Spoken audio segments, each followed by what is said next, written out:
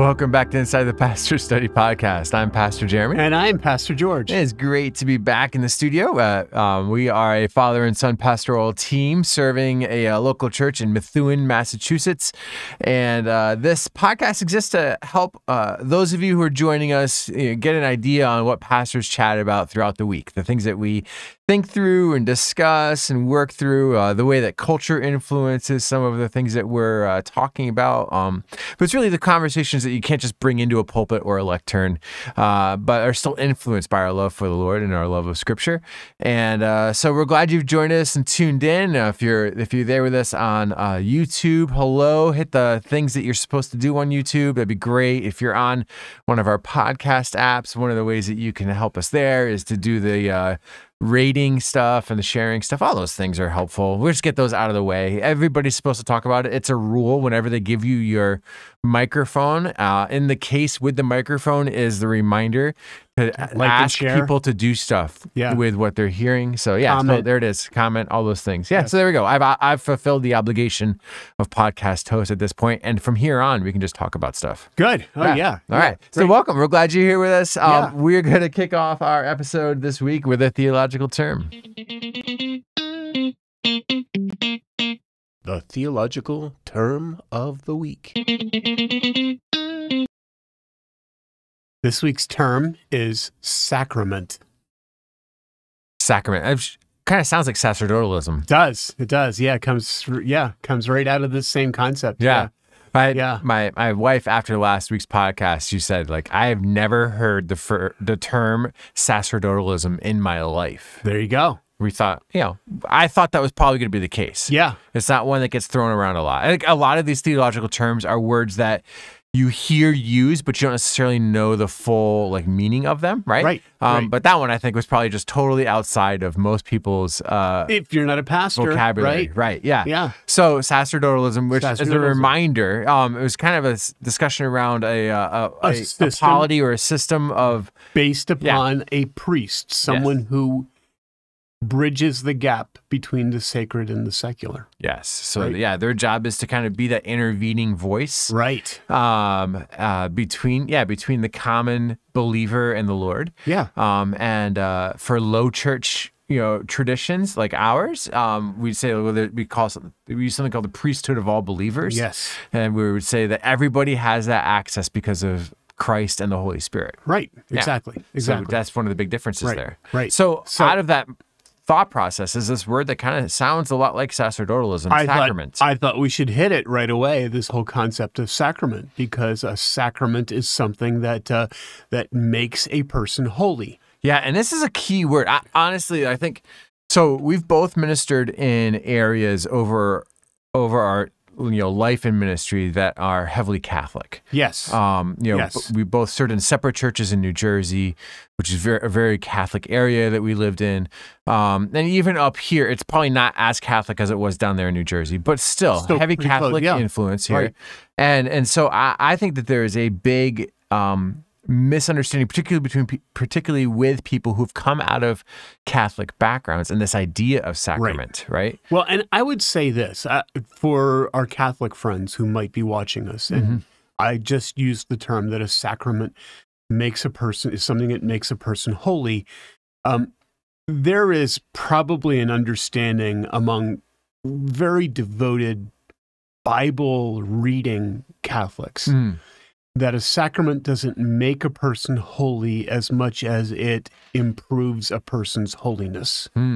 Okay. So I would say that the average run-of-the-mill Catholic person sees a sacrament as something that's going to put him in a better stead with God. It's like a discipline that's part of the sanctifying process? Exactly. Yeah. So for the average Roman Catholic, they're not distinguishing between going to hell because they didn't participate in sacraments and not going to hell because they so on. So I think that for them, there is a reality that it makes them holy, and if they miss it, there's the possibility that they would go to hell or purgatory, as the case may be, Mm-hmm. that there would be something that would intervene or keep them from the presence of God. So there's a penalty for missing a sacrament. There is a penalty, but and I think that there are many Roman Catholics who more deeply understand, at least from their perspective, what's going on, and for them, a sacrament is just something that makes their experience with God more enjoyable, more of a reality. It is. It would be similar to a discipline, yeah. Okay. So, but sacramental churches are churches that practice these holiness actions, and you have to participate in them. If you do not, then the church would cut you off because you are not holy. You haven't practiced the sacraments. Yeah, so these are some of those disciplines that you associate with Catholicism and other, right?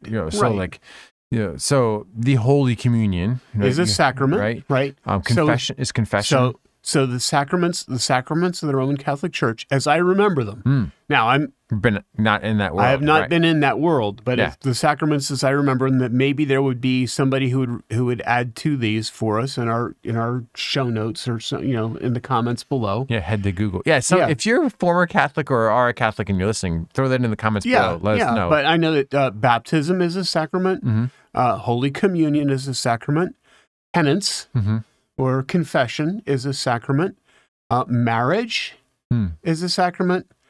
Holy orders, in other words, becoming a priest. So obviously you can't do all of these because either you're going to be married or you're going to be in holy orders, one or the other, right? And then the last one I know of is holy or final unction. Okay, or last rites, as it's sometimes called, but final unction or the final work of the Holy Spirit in your life before you die. And that's one of those interesting things about doing pastoral visits for the dying. Yeah. Because when I go in to visit somebody who's dying, what I do with them is I just say, all right, I know that you've come to my church forever, and I know that this is your testimony, but let me just go over this, and I will review with them that person who's dying, the plan of salvation, or if I've never met that person, and it's like, oh, my father-in-law is dying, would you come? What I do is I just go through the plan of salvation very clearly, very distinctively, I'm going to say starkly. I don't leave it up to, these are decisions that you might want to put off. This is a decision you have to make now. Yeah. Are you making this decision, or or have you? Or can you assure me that you've made? Can you be assured that you've made this decision? You can be assured of it, and so I'll review that. But I'm not going to make any prayer over them that they find rest and solace in God. Right, because you're not a priest. I'm not a priest. Right. I can't. Well, you are, but you're not that kind of priest. I'm not that kind of a priest. Right. I have no ability to move the Holy Spirit on their behalf. Actually, none of us do, which is a very interesting point, but I'm not going to be able to do that. So, yeah. And interesting aspect of that, like if you're a military chaplain during a time of war, even if you're a Protestant chaplain, you may be called upon to give last rites to a dying soldier just because it's in your role as a chaplain to take care of all religions. Yeah. In every way. So you have this. It's an interesting conflict. I actually had the opportunity to go into the chaplaincy early on, and that was a thing that was kind of hard for me to overcome in that process. Like the idea of having to, make some sort of accommodation for all faiths. So that was an interesting conundrum, and I'm not sure. I wasn't sure. I knew I could get to a place where if I needed to, or I could wrestle with that and figure out a way of managing it, but I also just didn't feel that tug, and so I went into the pastorate instead.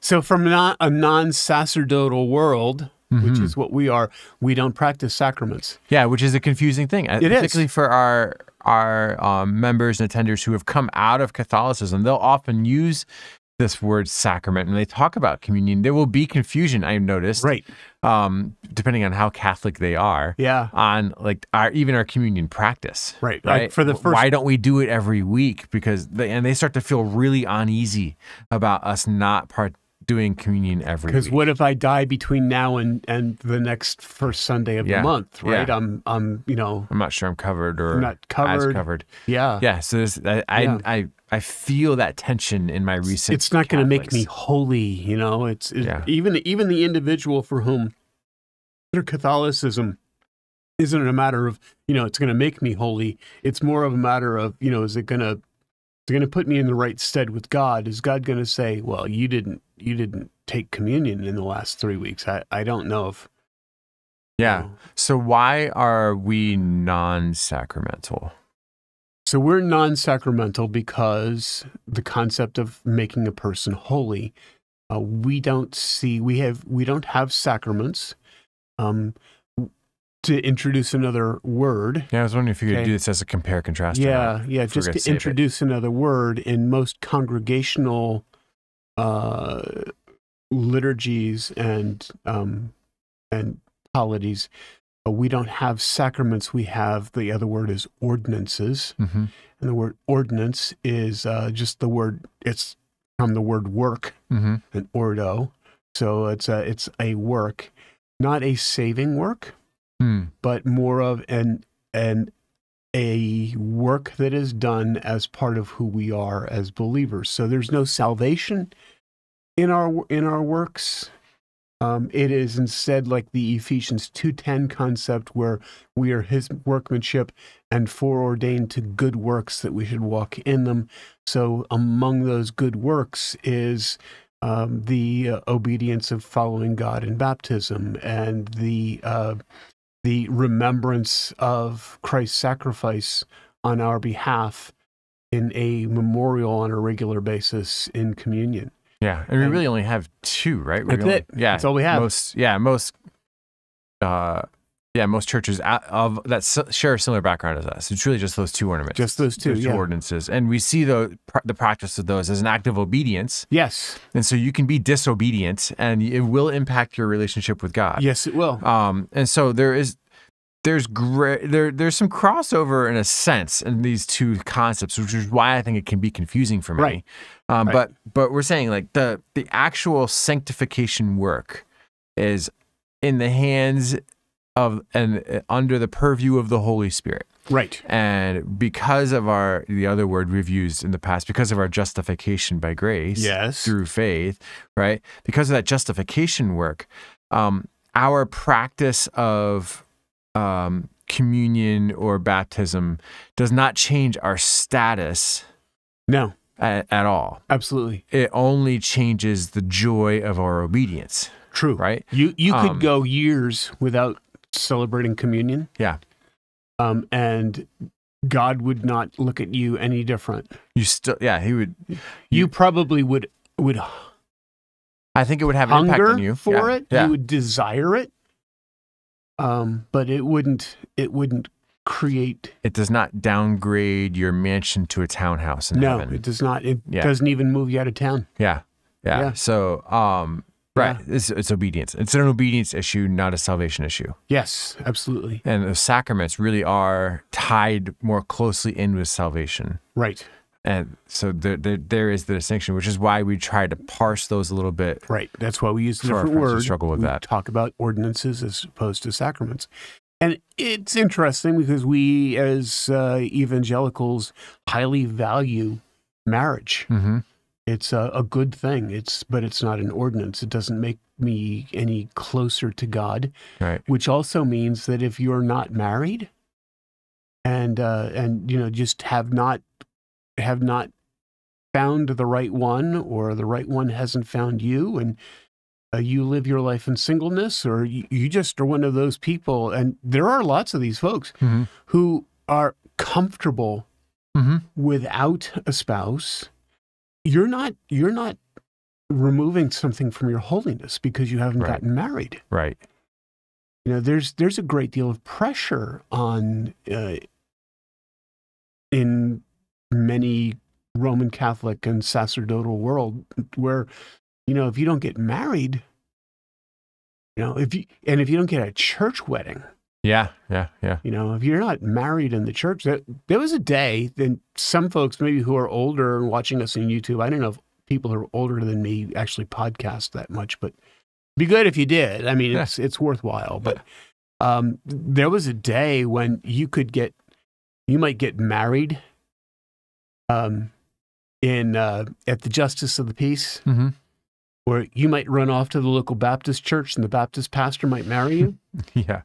But then you'd have to go back to the Catholic Church and get married all over again. Right.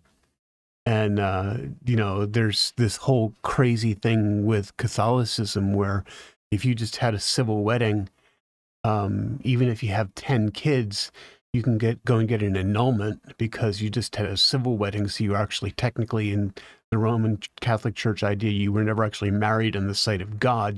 Because you weren't married within the church. So there's that sacrament concept going at that case that, you did a work, you didn't do anything that made you holy. Yeah. Interesting. And so, you've got sacramentalism going in there and the whole concept of confession. Listen, it's a good idea to stay fessed up before God. That's between you and him. Yeah. And there are times, I think frequency, there are times where confession to a believer, to a fellow believer, a brother or sister in Christ, is really, really important. Right? Yeah, absolutely. So absolutely. It's not to remove the importance of any of these items, right? Like it's important confession to another believer is important. Making sure that you are firm in your belief of the gospel and your trust in the Lord before passing away is important. Being active in your church's rhythms and remembrances is important. Like we don't devalue any of those items, right? And a lot of those items we move into this realm of obedience and disobedience. Sure. But we don't move them beyond to this place of salvation or penalty that puts you out of God's favor and even out of God's presence. Right. Or makes you more favorable to God, right? Right. Yeah. Or increase your... Sure. Yeah. Because I mean, even the whole idea of holy orders, right? Yeah. To actually pursue the priesthood. Yeah. The priesthood. It's, the scripture says that the man who desires to be an elder or a pastor desires a good thing. Mm-hmm. And scripture says that you're supposed to hold that man in double honor, right? But I used to have, my dad is buried in a cemetery that has, it's a multi-denominational cemetery. And I remember there would be gravestones and it would be like John Smith and it would say religious. First time I saw that, I was maybe, 8 or 9. And I said to my mother, what does it mean religious? There's lots of us that are religious. And it was like, oh, what that stone is saying is he was a priest. Huh. He was a religious source. So he was a priest or a monk or something that was supposed to set him aside. And he wanted everybody to know on his gravestone that he was set aside because he had engaged in the sacrament of holy orders. I don't know that God's going to read the man's gravestone. Yeah. I don't think he cares. I think he cares about the heart and he cares about our relationship that we've established with Christ, not the things that we want to do to make us look like we're better. Yeah. So I think it leads me to that final step, maybe, and we can move into some other topics. But I feel like there are a lot of divisions on how we approach God and our own works, right? But I think that coming out of a pseudo reformed thinking, my main perspective on this is that God does all the work because he's holy and I am not. And I am, I am the lowly scum who has been rescued by a gracious God. Yeah. And the more I can put into the hands of God's authority and power, the happier I am. Maybe the less comfortable I am, because I think that there's always this piece of me that wants to war with God for my own control. Yeah. And there's this, I think there's a constant fight between who is God in this relationship. And my responsibility as a lover of Jesus is to continue to put that at his feet and say, no, you are Lord, right? And I think a lot of these issues, for me, it comes down to like who's God and who's in control and who has ownership over their destiny. Yes. And I am much more comfortable placing the ownership of my destiny in the hands of Jesus. Absolutely. Than to have them on my own hands, because I know that I will mess this up. Yes. We were talking about the other day, I saw a quote from a pastor, John MacArthur, who said that if we could, what was it? If we could lose our salvation, we would. We would. Right? Yes. Like, Yes. and he's talking about eternal security and all this too, right? But like that, we're desperately wicked and we're a mess. And even when you read Paul, he has this whole like super confusing verse about, I want to do stuff and I'm incapable of doing it, right? Right. I want to do good things and I just keep messing it up. And I think that's who we are. Yeah. And so Yeah. I think the perspective of many Protestants, there's variation in this, but I think the perspective of many Protestants is, this is God's work, and Right. I am graciously redeemed by him. And I live out of obedience to all of the effort that he's put into this relationship. Right. Which is the key word. That's Yeah. the key word, is the obedience word. Because, you can go the other perspective. I know many, I'm not going to use another term just because I don't want to. We've already thrown them in the water. Right? Yeah, it gets muddy. But, there are those people who are just, they're saved, and maybe they even know everything that there is to know about their salvation, but it has no effect on their daily lives. And they'll say to you, well, I'm fine because I'm saved. Mm-hmm. And, I can continue to do whatever I want to. There's no discipline. We talked about discipline last week. There's no discipline in their life. There's no structure. There's no effort to be sanctified and growing. Mm-hmm. Sacraments do not make you saved, nor do they sanctify you. Your heart attitude sanctifies you and makes you holy. Your obedience to what God says makes you holy. Yeah. I suppose if you are engaging in sacraments and want to remain in a sacramental and sacerdotal world, and you identify those things as statements of your Devotion and obedience to God, then so be it. Mm-hmm. But I don't think that they make you saved. They don't make you or keep you holy. Yeah. You are not going to purgatory because you missed your last communion before you died. Right. Or your last confession, or your final unction, or finding Mr. Right. Mm-hmm. None of those things is going to keep you from enjoying the pleasure of God's presence for the rest of eternity. Right. The only thing that keeps you from enjoying God's presence for eternity is the rejection of the gospel. The only sacrament that there is trusting Jesus. Yeah. I think back, I scrolled through something yesterday and it just reminds me of this. Like, my perspective on God's work is a lot like the interaction that God has with Abraham in that major covenant where God puts Abraham to sleep, or Yes. Abram to sleep. Yes. And like they've already laid out the covenant work, right? In the day when you made a covenant with somebody, you sliced up a bunch of animals. Yeah. You met in between, you shook hands, and that Joined arms. You joined arms. And you walked through the carnage. And that was a statement of, if I break this promise with you, then I will end up like the carnage we're walking through. Exactly. Right? And God, in this beautiful, beautiful like moment, puts Abram to sleep and walks through on his own. On his own. And says, if the covenant is broken by either party, the person who walks through will end up broken and displayed. Yes. Right? And so because we broke that covenant repeatedly, God fulfilled his end of the promise and walked through and openly faced carnage and death and destruction. Right? So that was the statement from the beginning with God's people. The covenant he made with his people is, I am going to cover the cost of this penalty. Yes. Of brokenness to sin and of this broken covenant. Yes. And that's what he does in Jesus. And like, for me, to add anything to that work is to say, no, let me wake up from this dream and walk through this with you so that I have some ownership in this. Yeah, no. And I don't see it. Yeah, I agree. Yeah. I agree. Yeah. But there you go. So if you talk to me, if about the sacrament of communion and you see me looking squirrely and uncomfortable, now you know why. Yeah. This is just, I get what you're saying. I'm going to treat you with grace, and I'm not the guy who's going to like give you a vocabulary lesson in the back of the sanctuary. I'm not going to beat you for that one. But this is what I'm thinking. Yes. This is what's going on in my head if you have that conversation with me. He's like, it's an ordinance, but okay, I love you. Let's just move on. Yeah. Well, the first of the month is coming up. We'll do communion then. Yes. Yeah. Maybe. Yeah. Because as often as you do it, you know. Right. It's an interesting Hey, look, thing. I have friends in the Grace Brethren Church. 4 times a year. Yeah. 4 times a year. Yeah.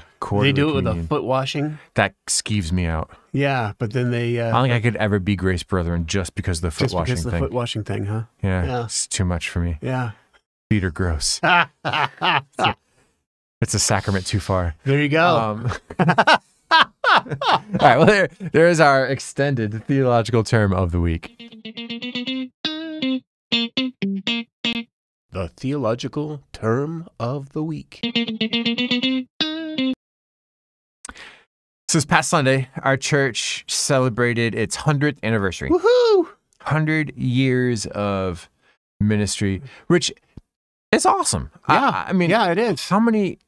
What percentage of churches in America do you think are 100 years old or older? Yeah, I don't know. I wouldn't even think through that number. That'd be fun. That'd be a fun statistic, right? It would, wouldn't it? I wonder if Barna has done that work. But because you think about it, the country itself is only 240 years old. Yeah, and so like up here, we're accustomed to things having a little more age on them. Yeah, that's up here true. in New England, right? Like, there's some towns when you enter into towns around here, you see the founding date on the town sign typically. Right.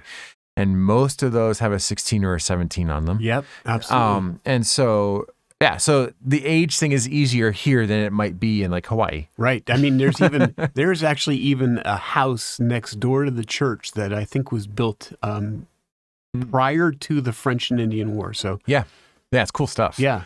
There's a house that went on the market.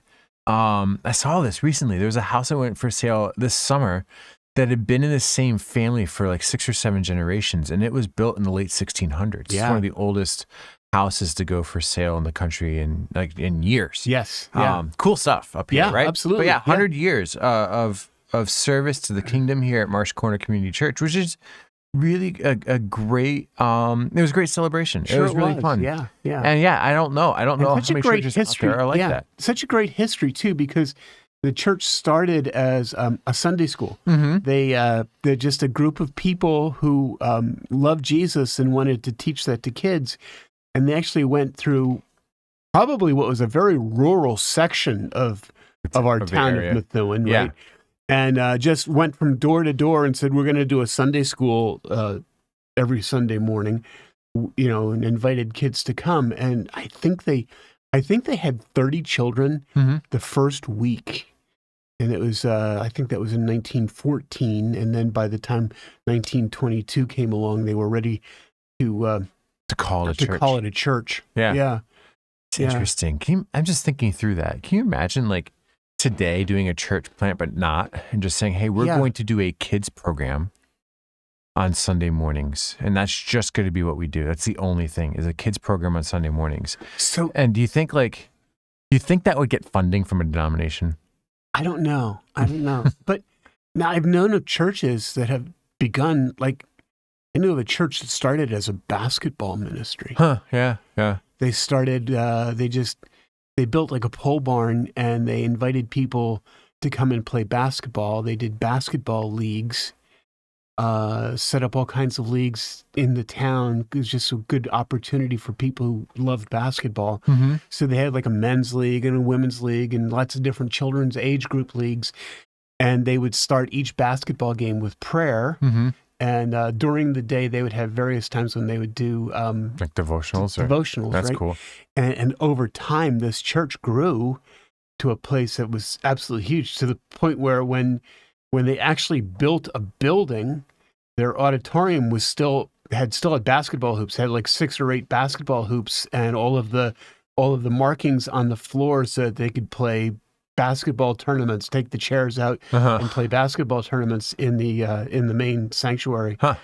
So there's another SANC, another holy word. Sanctuary. It's an auditorium. Yeah, it's a holy room. Yeah, interesting. Yeah. So So that's fun. Yeah, when I was in college, I for a while considered doing a church plant out of a coffee shop. Kim and I had both worked in coffee shops. I'd helped start one, and so I kind of knew like the business side of making coffee work, and thought like that would be kind of a fun thing to do, is to start, just begin with the business and let it self-support, and then have these, alpha groups or other things meeting throughout the week, and then teaching people and discipling people and letting it grow into a church out of that. Yeah.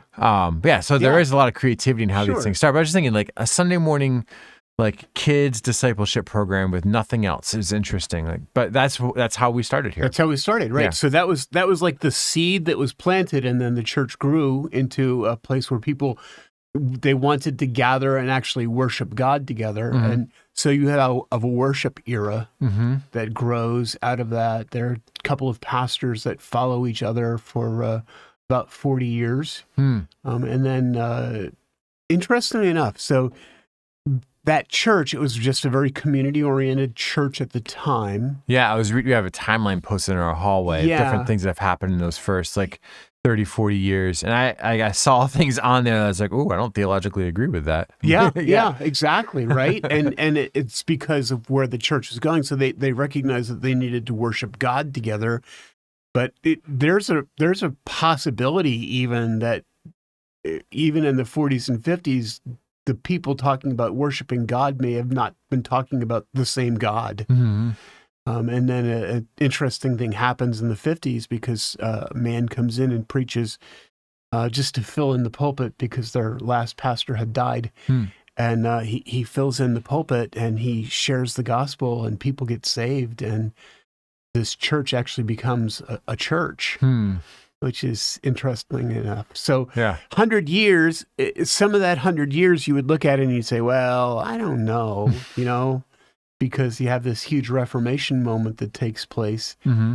We have folks that were in the church at that time. Some of them have talked to both sides of that because they were talked to people who left the church because of that watershed moment in the 50s and that pastor, and they didn't like the fact that he was calling people to salvation because they felt that they were already saved. And then they've come back since having been saved, and they're like, we still don't, we thought it was okay.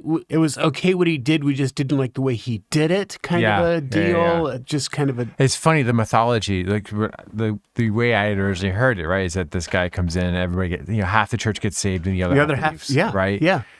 And so it's fun to kind of, I've talked to some of those people also, right? And you get more of that story. It's like, no, he was just like, he was just really hard-headed and like over the top, and I didn't like him, right? And like, pastors, they're tough. They are tough. Yeah. So, it's an interesting story, right? Yeah, right. And so now we're at this point now where we've weathered a lot as a church. We have. Yes, we have. Right? We've gone through some issues. You're planted in the 20s. It means the church got to experience the Depression. Yes. The church got to experience World War II. Yeah. The church got to experience the Korean War, the Vietnam War, the rise and fall of the hippie movement. Up here in New England, there's all kinds of like tension. It's gone through all of that, like, political turmoil, COVID, all of these things have been part of the story here. This church had a bus ministry, and they were running like 5 or 6 different buses to different communities, and they were busing children into Sunday school. Yeah. It was, and so there's even the bus ministry era that was so popular in the late 60s and 70s and disappeared for the most part in churches in the 80s. Except for here, where it carried on all the way up through the 2000s. Yeah. So I mean, it's been an interesting life cycle to get us to 100 years. I think it's difficult, quite honestly, to be a church of 100, and to move on to be a church of 200. I know that there are churches like that in the United States, but I think that it's hard to be a church of 100 and going on to a church of 200. Because there are life cycles in a church. Yeah. Call them generational. Sure. And the last thing you want is for your church building to become one of those art studios. Very popular up here in New England. Like the little the little white building that is clearly a church building that's now an art studio or a community center or ballet studio, yeah, or a bar. Yeah. It's Houses. I've seen some that have been turned into houses. And, some of those are pretty cool looking. Yeah, like straight out of Alice's restaurant. Yeah. Right. Yeah, because we just went through Thanksgiving, so we can refer to that. You got to listen to it every year. So how do you think, we'll hit this on two angles, right? So how do you think a church gets to be 100 years old? So I think that a church gets to be 100 years old because it has a driving force. There's something about that church that unites a group of people and moves them forward in a driving force or a causality, if you will. It unites them. Now, there are so many churches, even so many evangelical churches, per square mile. And they're all different because so many of them have a different driving force. I'm not talking about purpose here. I realize all of us as churches have the same basic 5 purposes. Sure. And I'm not going to get into that. But a lot of times churches have a driving force too. Like you'll have hymn churches and rock and roll churches and country churches, country gospel, country churches, music churches, right? Yeah, cowboy church. Yeah, your cousin, my niece. Yeah. When she went to Texas for a while to go to college, and she was excited because she actually developed her relationship with Christ at a cowboy church, and there are different driving forces, and that driving force unites a group of people and moves them along, and makes the church grow because they're finding other people who share that same driving force. So, for example, Marsh Corner, the driving force was children's ministry. Yeah. It was that need to do a Sunday school ministry. And when you move into the 70s, the 60s and 70s, with the buses, you already have this driving force of we have a growing, thriving Sunday school, which Sunday school, if you go back to our previous podcast, you'll know that Sunday schools between the 1950s and 1970s, that was revolutionary. Revolutionary. That was the way you made sure your children weren't blacklisted as being communists because your kids went to Sunday school or you went to Sunday school, and you could therefore claim that you weren't an atheist because atheism and communism were tied so uniquely together. So Sunday school has always been a driving force here. And because there is this driving force of I'm going to minister to children and have children's ministries, there are a lot of people that glom onto that. Yeah. Sometimes the driving force is a Christian school. Okay, that can be a powerful driving force. Sometimes the driving force is a desire for outreach to the poor and the indigent. Sure. And you have a church that's just united by we're gonna get together every Saturday night and go feed the poor under the highway overpass. So there are driving forces that keep a church moving and can take a church to age 100 because they understand that they need to, and here's how you get to 100, because obviously the people who were the driving force in 1922 don't exist. They are not here anymore. Yeah. Right? We had the pleasure of having a former pastor, Pastor Steve Jeans, back some weeks ago. And Pastor Steve was a member at Marsh Corner and then became the pastor. And in his lifespan, in his time here, he was actually at Marsh Corner for, I think, 35 years in one way or another. 35 years, that's like a third of the church's life cycle. And I think that in some ways, because of where he was, he bridged that idea of children's ministry. Yeah. He brought it from, I think that it was already a vital Sunday school ministry, or school bus Sunday school ministry by the time he became pastor. But I think that you see that driving force in the 1922 church just being carried through and Steve is this conduit that makes sure that the Sunday school focus is here, and at the same time, and youth ministry too, right? Like Yes. all of that. Yeah. That Yeah. what we now call next generation ministry. next generation ministry, You know, right? Still very, very big deal. Yeah. Which you talk about like these multiple driving forces, and church I served in prior to this, like I think for a while, their driving force was a Christian school. Yeah. And that had come into such conflict in that church family. Like there was a major conflict between the administration of that Christian school and the leadership of the church, that it created exceptional disruption. And in the years since, like, I've lived here for about a decade now, and in the years since, that church has essentially been replanted. Like it's under a new name, mostly new leadership, and the Christian school no longer meets at that in their facility. Right. In the sense that they're a church that lost their driving force. Right. And they became, they're near, at certain points were near death. Yeah. Right. And I think that's a thing. Like, I think that some churches can lose sight of their driving force, and then they're flirting with death at that point. It's a good way to not make it to 100. Or once you're at 100, if you lose that and you lose these bridge people, you lose what has made your church unique and has given it passion and given it direction and mission. And if you don't replace that with some other, important element of serving the King, then you're in danger. And so, I think churches can run into that. I think it's like a purpose and a mission and a vision. Like, I think those things help a church get to be 100. It doesn't have to be the same one all along, but it has to exist. Yes. And when churches miss that and they kind of fall out of that, it's a good way to not make it to 100 or not make it to 200. Right. So I actually would semi-quibble with you for a second here. Okay. Ready? Yeah. In strategic church planting, there is something called an S-curve, right? Because if you think normal lifespan, here's how things go. You start off as a seed. For those of you who are watching. It's visual element. We're going to do visual, right? You start off as a seed. You ramp up. You get really excited. You go up the roller coaster hill. Growing. You start growing slower. Top of the roller coaster hill, things start to slow down, right?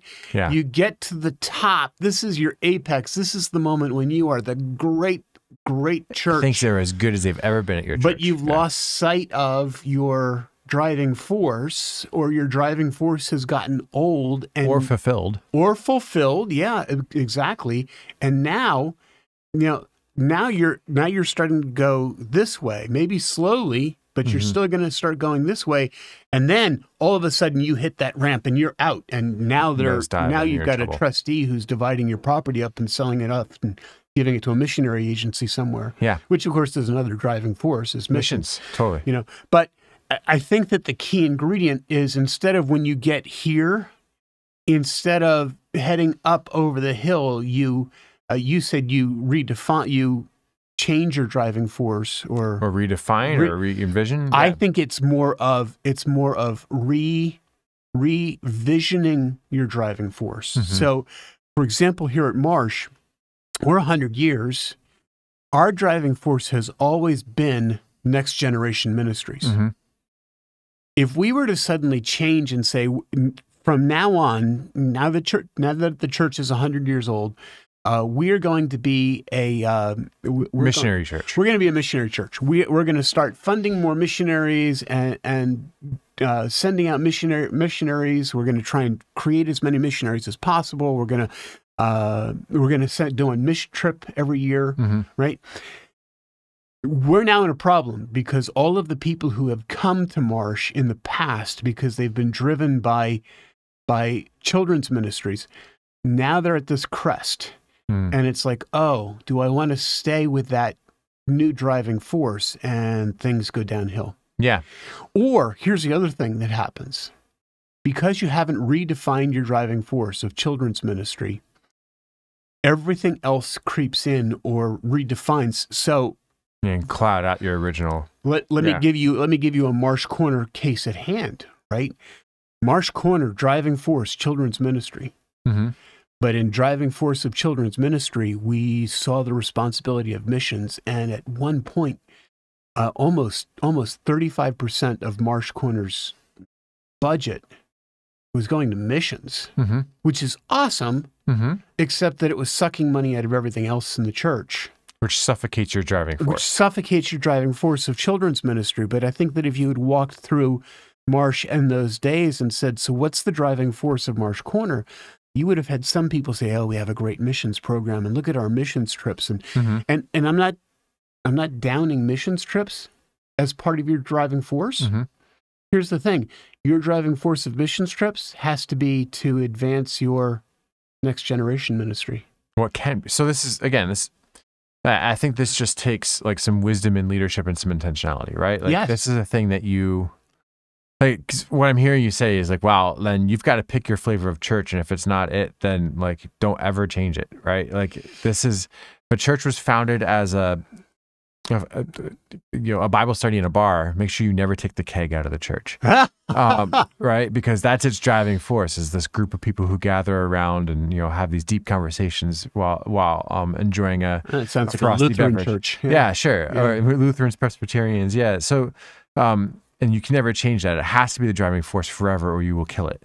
And I don't know what I would agree with that, but I think it would take like intentional leadership and great visioning to be able to shift it, right? Like, Sure. So like, let's say you're here in the 90s when Marsh starts exploding in this mission mindset, Yeah. right? Which is what kind of happens, right? Right. And so you have dual, the church had kind of these dual hearts for next gen ministry and for missions. Right. And they did often blend the two, right? Yes. Like your teens are going on mission trips every other year, and that's Yes. awesome. And we still do mission trips, right? Yes. But not at the same rate that it was done before.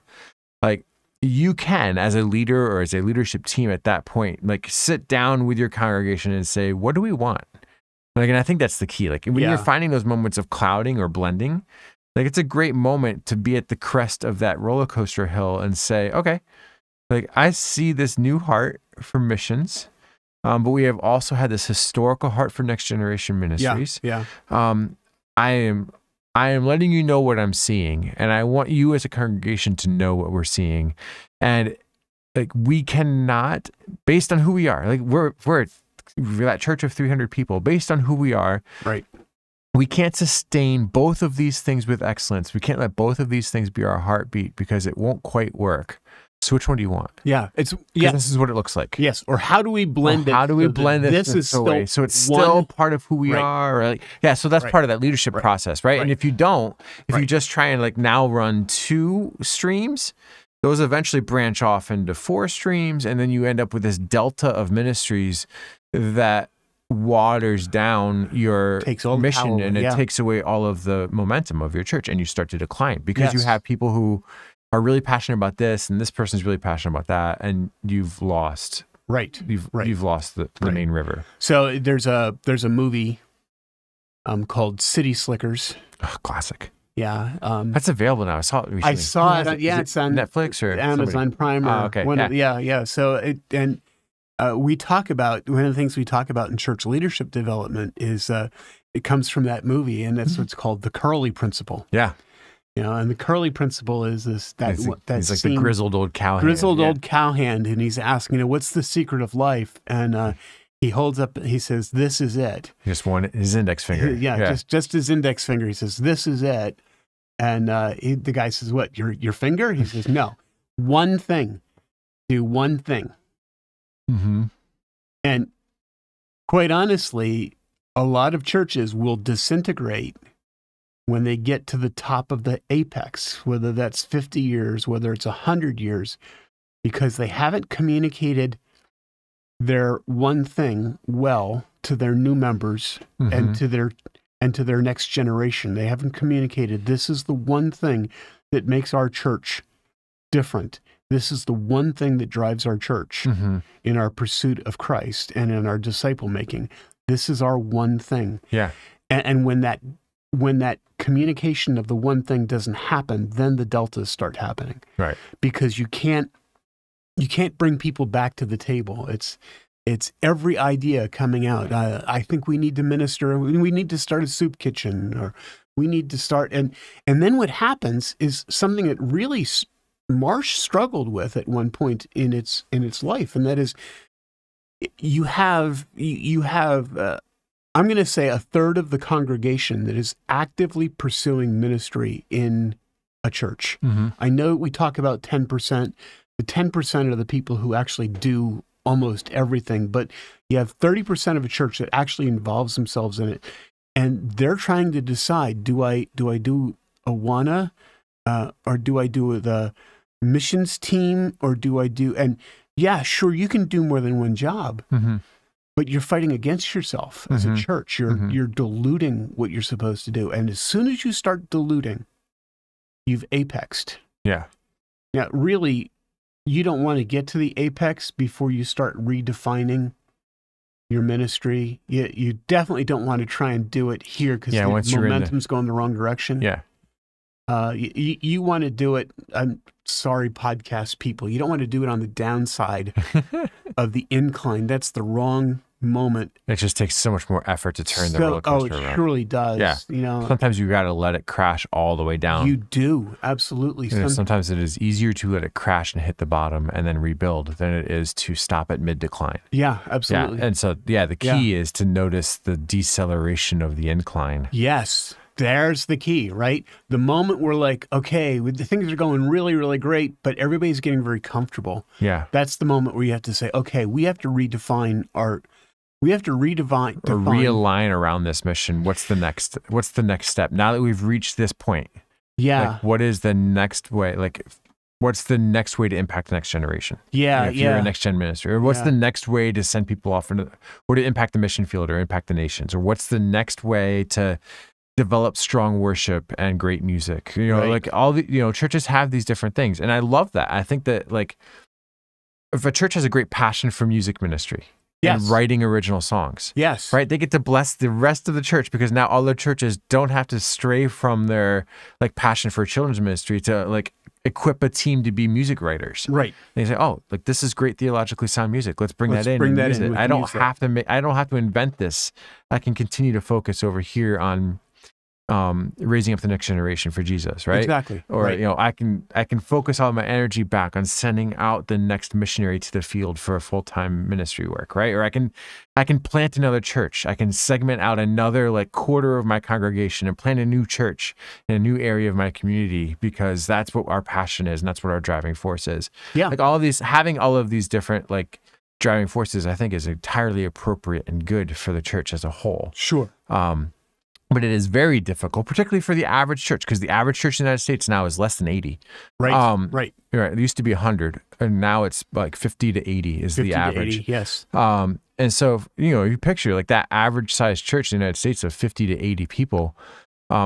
You've only got so much energy and only so much volunteer hours to do something. And if you are trying to scatter all of those, you're going to wear everybody out, and you're never going to make it to 100. Yes. This is because I haven't talked about running yet. This is a marathon. Yes. Yeah. This is, church ministry, church leadership. This is poising your ministry for a long-term direction. And, like, the responsibility of a pastor and all of that is to steward that direction well while they're serving in that place. Right. The responsibility of the members is to recognize that they're stepping into a stewardship of leadership also. That their ministry that they're a part of was handed to them by great leaders before them, and they should be preparing to hand off their ministry to the great leaders that come behind them. And that's how churches move from celebrating their 50th anniversary to their 500th anniversary. The Lord wait. And one of the things here that goes into this is redefining your vision isn't changing your vision from one aspect, one definition to another. It could just be refining it according to what's going on in your world. So it's kind of like, there was a day where the bus ministry was part of that ministry, worked. but part of that vision for reaching the next generation. Sure. Now, when a parent won't let their little Timmy outside of their sight, it's really hard to take them away to a church that their parent has never been to. And so it's hard to run a bus ministry like that, right? Yeah. But it doesn't mean that you change your vision for kids. No, it means that you do what the scripture talks about, the sons of Zebulun who understood the times and the seasons, right? So Issachar, men of Issachar. Yeah, I knew it was one of the three tribes up north. Guys. Yeah. Asher, Zebulun, and Issachar. Yeah.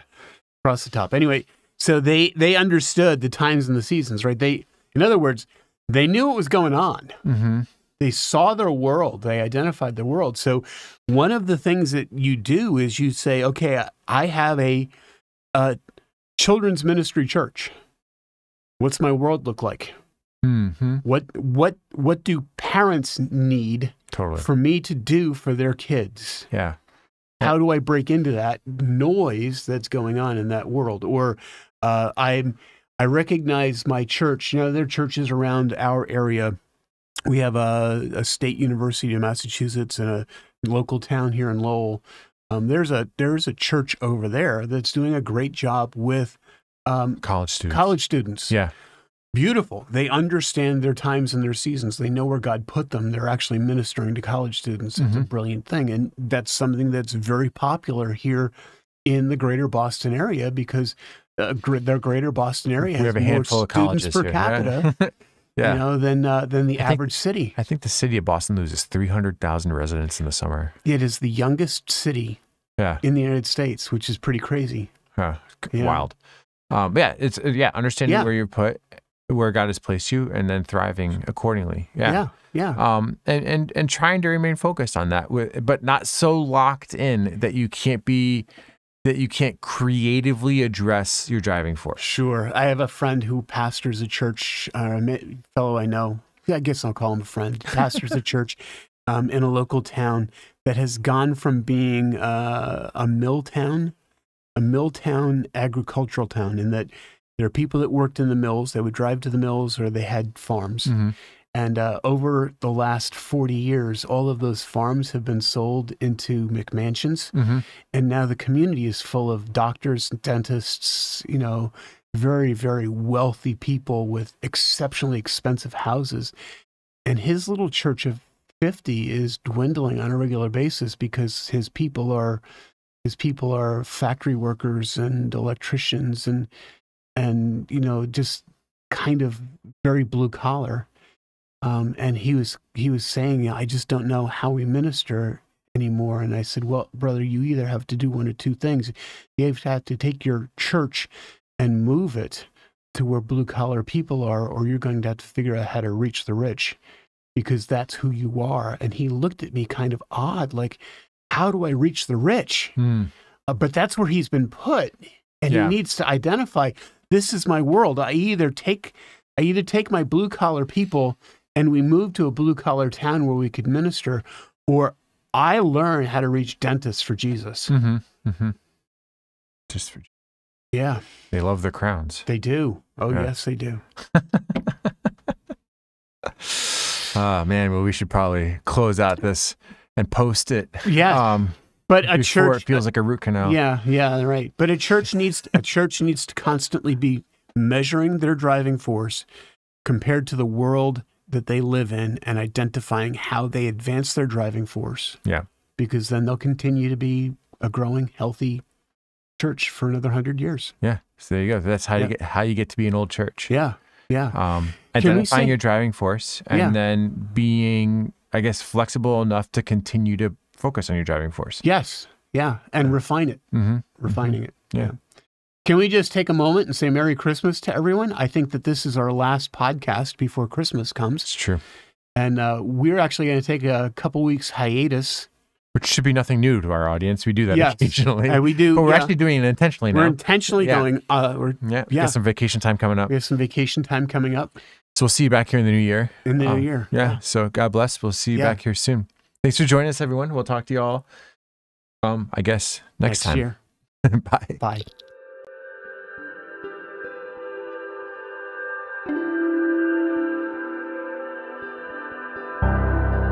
You have been listening to Inside the Pastor Study podcast with Pastors George and Jeremy Stevens. Artwork by Caitlin Gallagher, music by Sam Demetrius, and engineering help from Ashley Gallagher. To find out more about us, head to marshcorner.com.